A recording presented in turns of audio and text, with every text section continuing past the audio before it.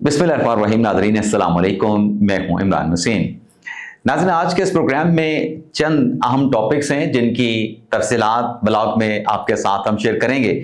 एक तो आपको ये बताएंगे कि चीफ जस्टिस काजी फायसा की जानिब से हुकूमत को किस किस्म का ग्रीन सिग्नल दिया गया और काजी फायसा का सरप्राइज क्या है, उस सरप्राइज की तफसीलात भी आपके साथ हम शेयर करेंगे।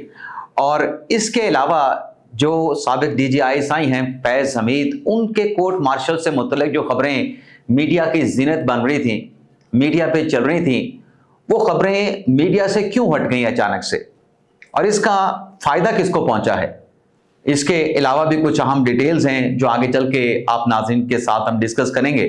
लेकिन प्रोग्राम का आगाज़ करने से पहले आप नाज़रीन से जहां चैनल सब्सक्रिप्शन की दरख्वास्त करेंगे, वहीं आपसे यह भी दरख्वास्त होगी कि बेल आइकॉन का बटन आपने लाजमी प्रेस करना है ताकि हमारी हर वीडियो का नोटिफिकेशन आप तक पहुंचता रहे। और अगर हमारी वीडियो आपको पसंद आती है तो इसे लाइक भी करें और अपने दोस्तों के साथ शेयर भी करें।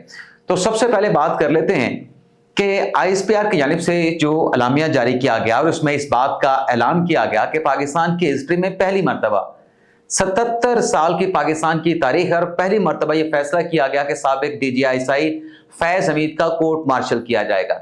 अच्छा, कोर्ट मार्शल की बुनियाद क्या थी? एक तो वो जो निजी हाउसिंग सोसाइटी है उसका मामला था, उसके मालिक को हरासा करने का, वहां से कुछ माली फायदा हासिल करने का। दूसरा जो एलिगेशन था जो ISPR की जानिब से एलामिया जारी किया गया वो ज्यादा सख्त था। वो ये था कि रिटायरमेंट के बाद जो फैज हमीद साहब हैं वो सियासी मामलात में जो है वो इन्वॉल्व रहे और उनकी इस एक्टिविटी से जो आर्मी एक्ट है, जो आर्मी का कोड ऑफ कंडक्ट है, उसकी वायलेशन की गई। तो ISPR ने ऐलान करके बता दिया कि हिस्ट्री में पहली मरतबा एक साबिक DGI का कोर्ट मार्शल होने जा रहा है। अब ये जो कोर्ट मार्शल की खबरें मीडिया पे चल रही थी, ये लिंक हो रही थी बानी तहरीक इंसाफ इमरान खान के साथ, PTI के साथ, क्योंकि पोस्ट रिटायरमेंट की जिन एक्टिविटीज का जिक्र किया गया कि फैज हमीद साहब को खबरदार किया गया कि आप ये काम ना करें, सियासत में इन्वॉल्व ना हो, एक सियासी जमात की सहूलतकारी ना करें, ये चीजें मीडिया के ऊपर डिस्कस की गई, बताई गई। अब उसमें जो डेवलपमेंट हुई है आप ये देखें कि तहरीक इंसाफ ने एतराफ कर लिया है कि उनके फैज हमीद के साथ राब्ते थे। जब खबर आई तो इमरान खान साहब ने तो कहा था हमारा इसके साथ कोई ताल्लुक नहीं, कोई वास्ता नहीं। फिर खान साहब ने फैज हमीद के ओपन ट्रायल का मुतालबा कर दिया। लेकिन अब आप देखें कि जो वजीर आला खैबर पख्तूनख्वा हैं, उनकी जानिब से मीडिया पे ये बात कहना कि फैज हमीद रिटायरमेंट के बाद उनको मैसेजेस करते थे, वो फैज हमीद के साथ कनेक्टेड थे या फैज हमीद उनके साथ कनेक्टेड थे और फैज हमीद उनको मशवरे भी दिया करते थे और वो भी पॉलिटिकल मशवरे। और उस पे जो जस्टिफिकेशन, जो जवाब पेश किया अली मीर गंडापुर साहब ने कि वो जो भी मशवरा देते थे मैं आगे से ओके सर लिख देता था, इससे ज्यादा मैं क्या लिख सकता था। लेकिन आज जो बात अली मीर गंडापुर साहब कर रहे हैं उससे ये बात तो स्टैब्लिश हुई कि फैज हमीद साहब तहरीक इंसाफ को सियासी मशवरे दे रहे थे जो कि वो आर्मी एक्ट और कोड ऑफ कंडक्ट के मुताबिक नहीं दे सकते थे। वो सियासत से गलबन 2 साल का पीरियड है या 5 साल का पीरियड है, वो सियासी मामलात में खुद को इंडल्ज नहीं कर सकते थे। और इसकी अगर आप स्क्रूटनी करें कि ये जो पैगामात या जो मशवरे फैज हमीद साहब दे रहे थे, क्या ये बाकी सियासी जमातों को भी फैज हमीद साहब दे रहे थे? ऐसी कोई बात किसी सियासी जमात की तरफ से नहीं आई। ये सिर्फ कन्फेशनल स्टेटमेंट या बयान की हद तक भी लें तो तहरीक इंसाफ ने इसका एतराफ किया है। तो ये तमाम खबरें चल रही थी फैज हमीद साहब के कोर्ट मार्शल के हवाले से और उससे डायरेक्टली लिंक जो है वो इमरान खान साहब का और तहरीक इंसाफ का तबसरों और तर्जियों में जोड़ा जा रहा था। तहरीक इंसाफ जो है वो दिफाई पोजीशन में थी। उसके बाद क्या होता है नाज़रीन? उसके बाद ये होता है कि फिर एक और इशू छेड़ दिया जाता है कि हुकूमत कोई जजेस की तादाद को बढ़ाने जा रही है, हुकूमत कोई आईनी तरमीम करने जा रही है। आईनी तरमीम के जरिए जस्टिस मंसूर अली शाह का रास्ता रोका जाएगा। आईनी तरमीम के जरिए चीफ जस्टिस काजी फायसा को एक्सटेंशन अगर ना दे सके तो फिर मंसूर अली शाह साहब का जो नोटिफिकेशन है अगले चीफ जस्टिस का, उसकी बजाय किसी और सुप्रीम कोर्ट के जज का, चीफ जस्टिस पाकिस्तान का नोटिफिकेशन जारी कर दिया जाएगा। अब आप पिछले चंद रोज से देखें तो मीडिया का जो हॉट टॉपिक है वो जुडिशल पैकेज है। फैज हमीद से जुड़ी, उनके कोर्ट मार्शल से जुड़ी जो खबरें हैं वो पसे पर्दा चल गई हैं, मीडिया से हट गई हैं। इसका फायदा किसको पहुंचा है? इसका फायदा पाकिस्तान तहरीक इंसाफ को पहुंचा है, क्योंकि फैज अमीर साहब के कोर्ट मार्शल से जो चीजें जुड़ रही थी, जो कनेक्ट हो रही थी, वो बानी पीटीआई इमरान खान हो रहे थे, पाकिस्तान तहरीक इंसाफ हो रही थी। लेकिन इसके बाद जब ये इशू आता है तो आप देखें कि आज के दिन तक पिछले चंद रोज से जुडिशियल पैकेज डिस्कस हो रहा है। अब काजी फैसल साहब ने क्या सरप्राइज दिया, क्या ग्रीन सिग्नल दिया? अब जो मुबालगा आराई हो रही है कि काजी फैसल साहब को हुकूमत एक्सटेंशन देना चाहती है, तो नाज़रीन हम आपको ले चलते हैं 3 मई के जुडिशियल कमीशन के इजलास में, 3 मई 2024 के जुडिशियल कमीशन के इजलास में, जिसमें हुकूमत की जानिब से ये जुडिशियल पैकेज की बात पहली मर्तबा अदालती फोरम पे की गई, चीफ जस्टिस के सामने की गई, मंसूर अली शाह साहब के सामने की गई, मुनीर अख्तर साहब के सामने की गई और बाकी जज साहबान के सामने की गई। उस इजलास के बाद फिर मखसूस नशिस्तों का मुकदमा 6 मई को लगता है और मखसूस नशिस्तों पर हुक्म इम्तना आ जाता है। जो मखसूस नशिस्तों पर लोग इलेक्ट होते हैं उनको डी नोटिफाई कर दिया जाता है। लेकिन उस मीटिंग के बाद काजी फैसल साहब हुकूमत को ग्रीन सिग्नल देते हैं। क्या ग्रीन सिग्नल देते हैं? ये ग्रीन सिग्नल देते हैं कि अगर आप इस आईनी तरमीम के जरिए कोई चीफ जस्टिस की मुद्दत मुलाजमत में तोसी देना चाहते हैं, जिसका फायदा शायद आप मुझे देना चाहते हैं, मुझे तोसी देना चाहते हैं, तो मेरी खातर ऐसी कोई आईनी तरमीम ना करें। मैं 25 अक्टूबर 2024 को घर चला जाऊंगा, मुझे एक्सटेंशन नहीं चाहिए। ये काजी फैसल ने अटॉर्नी जनरल और वजीर कानून से कहा।